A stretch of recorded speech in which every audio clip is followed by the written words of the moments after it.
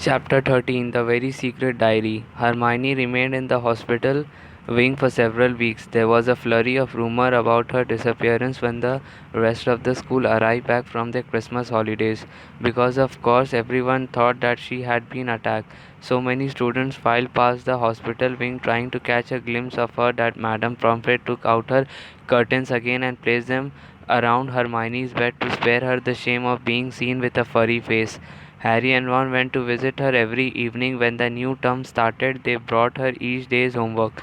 If I did sprouted whiskers, I did take a break from work, said Ron, tipping a stack of books onto Hermione's bedside table one evening. Don't be silly, Ron. I have got to keep up, said Hermione briskly. Her spirits were greatly improved by the fact that all the hair had gone from her face and her eyes were turning slowly back to brown. I don't suppose you have got any new leads, she added in a whisper so that Madame Pomfrey couldn't hear her. Nothing, said Harry gloomily. I was so sure it was Malfoy, said Ron for about the 100th time. Was that? Asked Harry, pointing to something gold sticking out from under Hermione's pillow. Just a get well card, said Hermione hastily, trying to poke it out of sight. But Ron was too quick for her. He pulled it out, flicked it open, and read aloud. To Miss Granger, wishing you a speedy recovery from your concerned teacher, Professor Gilderoy Lockhart, Order of Merlin, third class honorary member of the Dark Force Defense League, and five-time winner of which Weekly's Most Charming Smile Award. Ron looked up at Hermione disgusted. You sleep with this under your pillow. But Hermione was spared answering by Madame Pomfrey sweeping over with her evening dose of medicine. Is Lockhart the smarmiest bloke you have ever met, or what? Ron said to Harry as they left the infirmary and started up the stairs towards Gryffindor Tower. Snape had given them so much homework, Harry thought he was likely to be in the sixth year before he finished it. Ron was just saying he wished he had asked Hermione how many rat tails you were supposed to add to a hair raising potion when an angry outburst from the floor above reached their ears. That's filch, Harry muttered as they hurried up the stairs and paused, out of sight, listening hard. You don't think someone else been attacked, said Ron tensely. They stood still, their heads inclined towards Phil's voice, which sounded quite hysterical. Even more work for me mopping all night like I haven't got enough to do. No, this is the final straw. I'm going to Dumbledore. His footsteps receded along the out of sight corridor and they heard a distant door slam. They poked their heads around the corner. Filch had clearly been manning his usual lookout post. They were once again on the spot where Mrs. Norris had been attacked. They saw at a glance what Filch had been shouting about. A great flood of water stretched over half the corridor, and it looked as though it was still seeping from under the door of Mourning Myrtle's bathroom. Now that Filch had stopped shouting, they could hear Myrtle's wails echoing off the bathroom walls. Now what's up with her? Said Ron. Let's go and see, said Harry, and holding their robes over their ankles, they stepped through the great wash of water to the door bearing its out of order sign, ignored it as always, and entered. Moaning Myrtle was crying, if possible louder and harder than ever before. She seemed to be hiding down her usual toilet.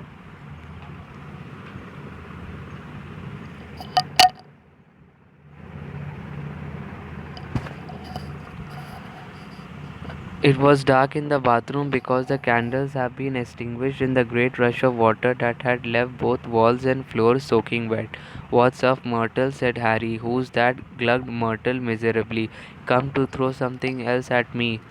Harry waded across to her stall and said, Why would I throw something at you? Don't ask me, Myrtle shouted, emerging with a wave of yet more water which splashed onto the already soaping floor. Here I am minding my own business and someone thinks it's funny to throw a book at me. But it can't hurt you if someone throws something at you, said Harry reasonably. I mean, it did just go right through you, wouldn't it? He had said the wrong thing. Myrtle puffed herself up and shrieked. Let's all throw books at Myrtle because she can't feel it. 10 points if you can get it through her stomach, 50 points if it goes through her head. Well, ha ha ha, what a lovely game, I don't think. Who threw it at you anyway? Asked Harry. I don't know, I was just sitting in the U bend thinking about death and it fell right through the top of my head, said Myrtle, glaring at them. It's over there, it got washed out. Harry and Ron looked under the sink where Myrtle was pointing. A small thin book lay there. It had a shabby black cover and was as wet as everything else in the bathroom.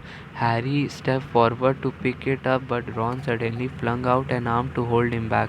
What? Said Harry. Are you crazy? Said Ron. It could be dangerous. Dangerous, said Harry, laughing. Come off it. How could it be dangerous? You did be surprised, said Ron, who was looking apprehensively at the book.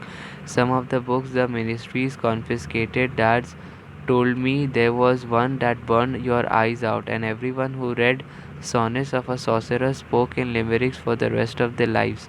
And some old witch in Bath had a book that you could never stop reading. You just had to wander around with your nose in it, trying to do everything one handed. And all right, I have got the point, said Harry. The little book lay on the floor, nondescript and soggy. Well, we won't find out unless we look at it, he said, and he dug around Ron and picked it up off the floor. Harry saw at once that it was a diary, and the faded ear on the cover told him it was 50 years old. He opened it eagerly. On the first page, he could just make out the name T.M. Riddle in smudged ink. Hang on, said Ron, who had approached cautiously and was looking over Harry's shoulder. I know that name. T.M. Riddle got an award for special services to the school 50 years ago. How on earth did you know that? Said Harry in amazement. Because Filch made me polish his shield about 50 times in detention, said Ron resentfully. That was the one I burped slugs all over. If you did wipe slime off a name for an hour, you did remember it too. Harry peeled the wet pages apart. They were completely blank. There wasn't the faintest trace of writing on any of them, not even Auntie Mabel's birthday or dentist 3:30. He never wrote in it, said Harry, disappointed. I wonder why someone wanted to flush it away, said Ron curiously. Harry turned to the back cover of the book and saw the printed name of a variety store on Vauxhall Road, London. He must have been muggle-born, said Harry thoughtfully, to have bought a diary from Vauxhall Road. Well, it's not much use to you, said Ron. He dropped his voice. 50 points if you can get it through Murder's nose. Harry, however, pocketed it. Hermione left the hospital wing de-whiskered, tailless, and fur-free at the beginning of February. On her first evening back in Gryffindor Tower, Harry showed her T.M. Riddle's diary and told her the story of how they had found it.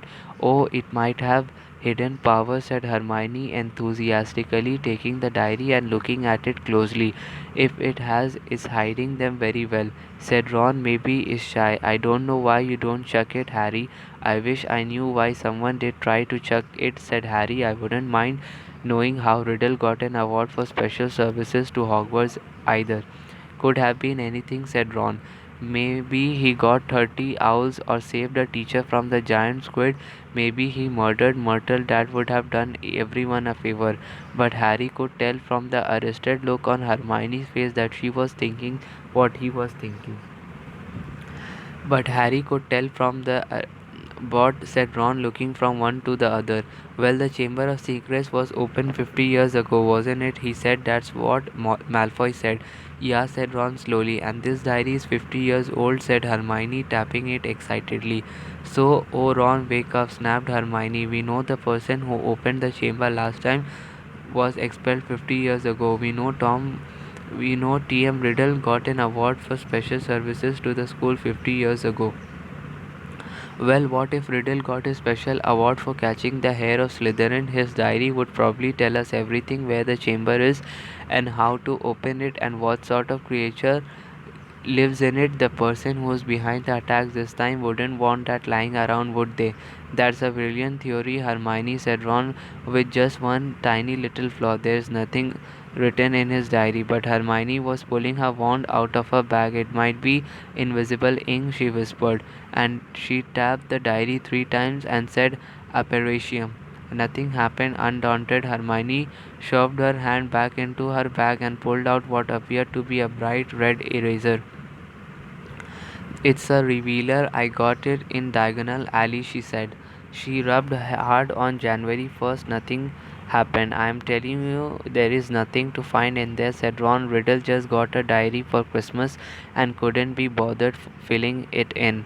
Harry couldn't explain even to himself why he did not just throw Riddle's diary away. The fact was that even though he knew the diary was blank, he kept absent mindedly picking it up and turning the pages as though it were a story he wanted to finish. And while Harry was sure he had never heard the name T.M. Riddle before, it still seemed to mean something to him, almost as though Riddle was a friend he did had when he was very small and had half forgotten. But this was absurd. He did never had friends before Hogwarts.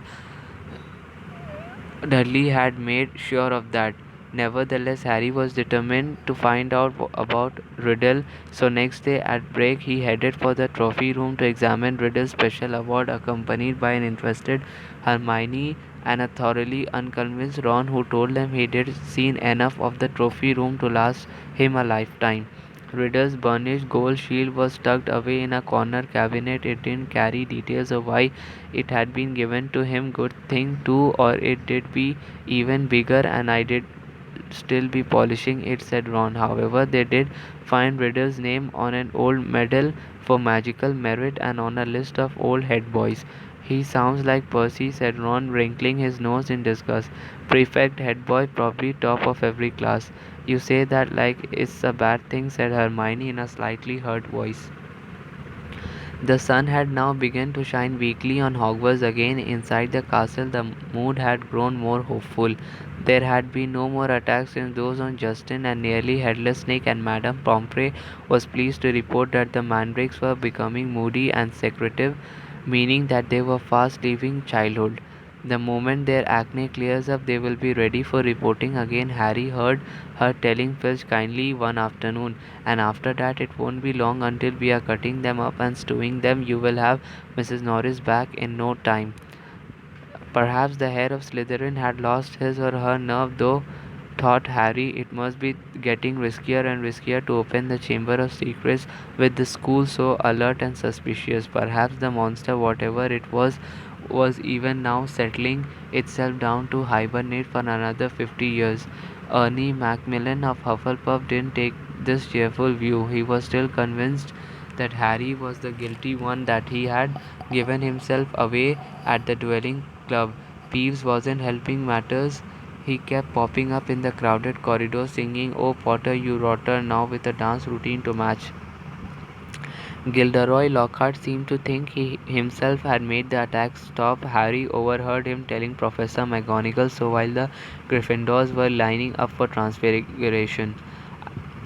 "I don't think there will be any more trouble, Minerva," he said, tapping his nose knowingly and winking. "I think the chamber has been locked for good this time. The culprit must have known it was only a matter of time before I caught him. Rather sensible to stop now before came down hard on him. You know what the school needs now is a moral booster. Wash away the memories of last term. I won't say any more just now, but I think I know just the thing." He tapped his nose again and strode off. Lockhart's idea of a moral booster became clear at breakfast time on February 14th. Harry had not had much sleep because of a late running Quidditch practice the night before, and he hurried down to the Great Hall slightly late. He thought for a moment that he did walk through the wrong doors. The walls were all covered with large lurid pink flowers. Worse still, heart-shaped confetti was falling from the pale blue ceiling. Harry went over to the Gryffindor table where Ron was sitting, looking sickened, and Hermione seemed to have been overcome with giggles. "What's going on?" Harry asked them, sitting down and wiping confetti off his bacon. Ron pointed to the teacher's table, apparently too disgusted to speak. Lockhart, wearing lurid pink robes to match the decorations, was waving for silence. The teachers on either side of him were looking stony-faced. From where he sat, Harry could see a muscle going in Professor McGonagall's cheek. Snape looked as though someone had just fed him a large beaker of Skele Grue. "Happy Valentine's Day," Lockhart shouted, "and may I thank the 46 people who have so far sent me cards. Yes, I have taken the liberty of arranging this little surprise for you all. And it doesn't end here." Lockhart clapped his hands, and through the doors to the entrance hall marched a dozen surly looking dwarfs. Not just any dwarfs, however. Lockhart had them all wearing golden gloves and carrying harps.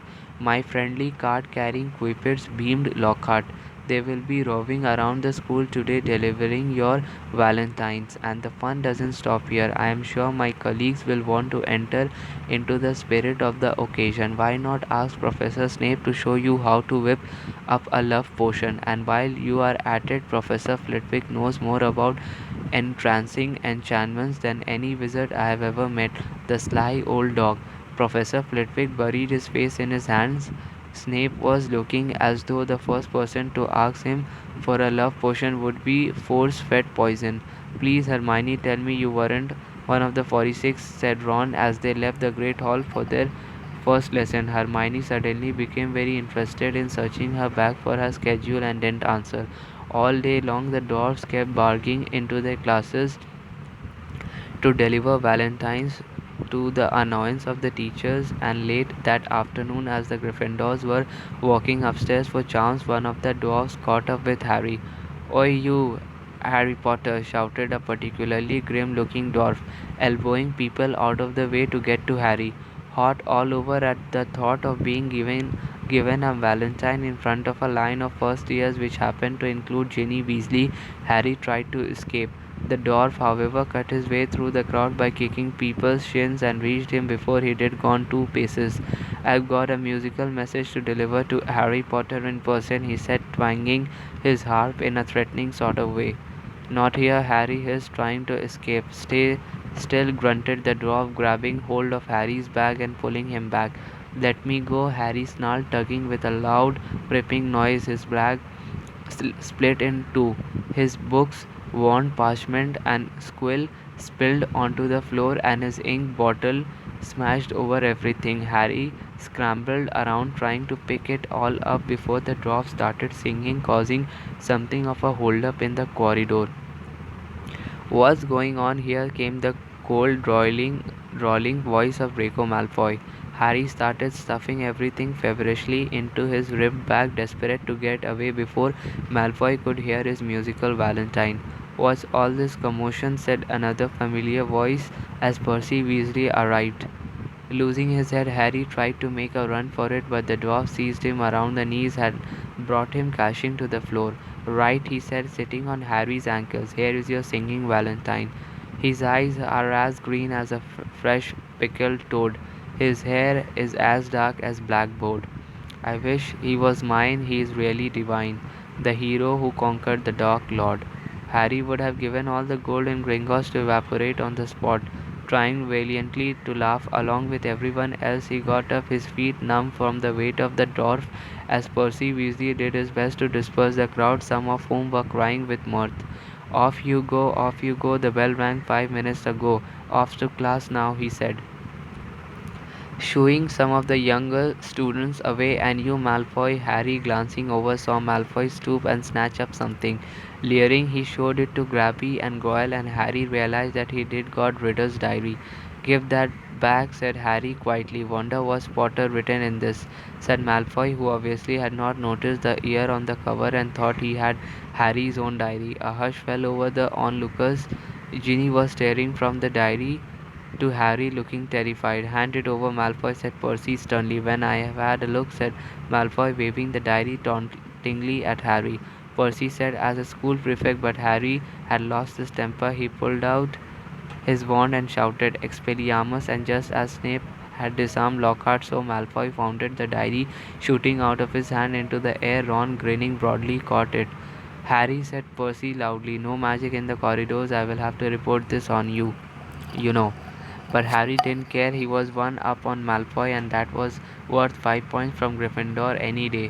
Malfoy was looking furious, and as Jeannie passed him to enter her classroom, he yelled spitefully after her, "I don't think Potter liked your Valentine much." Ginny covered her face with her hands and ran into class. Snarling, Ron pulled out his wand too, but Harry pulled him away. Ron didn't need to spend the whole of chance belching slugs.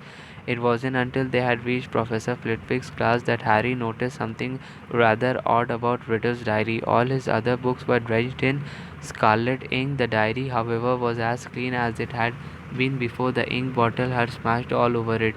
He tried to point this out to Ron, but Ron was having trouble with his wand again.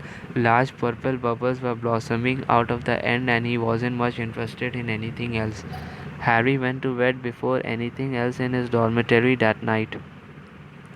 This was partly because he didn't think he could stand Fred and George singing "His eyes are as green as a fresh pickled toad" one more time, and partly because he wanted to examine Riddle's diary again and knew that Ron thought he was wasting his time. Harry sat on his four-poster and flickered through the blank pages, not one of which had a trace of scarlet ink on it. Then he pulled a new bottle out of his bedside cabinet, dipped his quill into it, and dropped a blot onto the first page of the diary. The ink shone brightly on the paper for a second and then, as though it was being sucked into the page, vanished. Excited, Harry loaded up his quill a second time and wrote, "My name is Harry Potter." The words shone momentarily on the page and they too sank without trace. Then at last something happened. Oozing back out of the page in his very own ink came words Harry had never written. "Hello, Harry Potter. My name is Tom Riddle. How did you come by my diary?" These words too faded away, but not before Harry had started to scribble back. Someone tried to flush it down a toilet. He waited eagerly for Riddle's reply. Lucky that I recorded my memories in some more lasting way than ink. But I always knew that there would be those who would not want this diary read. What do you mean? Harry scrawled, blotting the page in his excitement. I mean that this diary holds memories of terrible things. Things that were covered up, things that happened at Hogwarts School of Witchcraft and Wizardry. That's where I am now, Harry wrote quickly. I am at Hogwarts and horrible stuff been happening. Do you know anything about the Chamber of Secrets? His heart was hammering. Riddle's reply came quickly, his writing becoming untidier as though he was hurrying to tell all he knew. Of course I know about the Chamber of Secrets. In my day they told us it was a legend that it did not exist. But this was a lie. In my fifth year the chamber was opened and the monster attacked several students, finally killing one. I caught the person who did open the chamber and he was expelled. But the headmaster, Professor Dippet, ashamed that such a thing had happened at Hogwarts, forbade me to tell the truth. A story was given out that the girl had died in a freak accident. They gave me a nice, shiny, engraved trophy for my trouble and warned me to keep my mouth shut. But I knew it could happen again. The monster lived on, and the one who had the power to release it was not imprisoned. Harry nearly upset his ink bottle in his hurry to write back. It's happening again now. There have been three attacks, and no one seems to know who is behind them. Who was it last time? I can show you if you like, came Riddle's reply. You don't have to take my word for it. I can take you inside my memory of the night when I caught him. Harry hesitated, his quill suspended over the diary. What did Riddle mean? How could he be taken inside somebody else's memory? He glanced nervously at the door to the dormitory, which was growing dark. When he looked back at the diary, he saw fresh words forming. Let me show you. Harry paused for a fraction of a second and then wrote two letters. Okay. The pages of the diary began to blow as though caught in a high wind. Stopping halfway through the month of June, mouth hanging open, Harry saw that the little square for June 13 seemed to have turned into a minuscule television screen. His hands trembling slightly, he raised the book to press his eye against the little window, and before he knew what was happening, he was tilting forward. The window was widening. He felt his body leave his bed, and he was pitched headfirst through the opening in the page into a whirl of color and shadow. He felt his feet hit solid ground and stood shaking as the blurred shapes around him came suddenly into focus. He knew immediately where he was. This circular room with the sleeping portraits was Dumbledore's office, but it wasn't Dumbledore who was sitting behind the desk. A wizened, frail-looking wizard, bald except for a few wisps of white hair, was reading a letter by candlelight. Harry had never seen this man before. "I am sorry," he said shakily. "I didn't mean to butt in." But the wizard didn't look up. He continued to read, frowning slightly. Harry drew nearer to his desk and stammered, I will just go, shall I?"